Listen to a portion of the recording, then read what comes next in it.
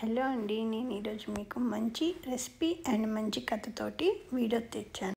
ఈ రెసిపీ ఏంటంటే millet grains upma. నార్మల్గా మనము రవ్వతోటి చేస్తాము, గోధుమ రవ్వ కానీ బియ్యం రవ్వ కానీ ఇప్పుడు నేను చేసేది మిల్లెట్స్ తోటి చేస్తున్నాను. ఇది చాలా హెల్తీ అండి. మీరు ట్రై చేసి ఎలా ఉందో కూడా చెప్పండి. అలాగే కథ కూడా. ఈ కథ పేరు ఏమిటంటే అమ్మ మాట.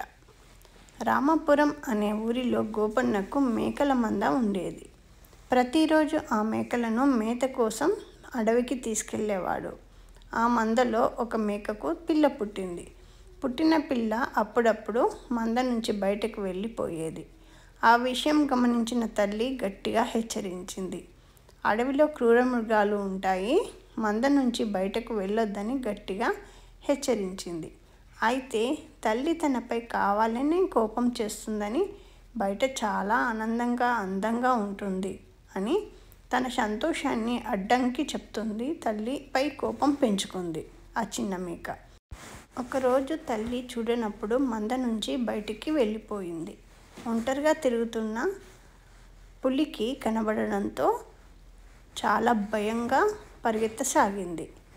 తర్వాత ఒక గుంపుగా ఉన్న చెట్టు చాటుకి దాచుకుంది. అప్పుడు చిన్న మేకకు తల్లి చెప్పిన మాటలు అన్నీ గుర్తు తెచ్చుకుంది.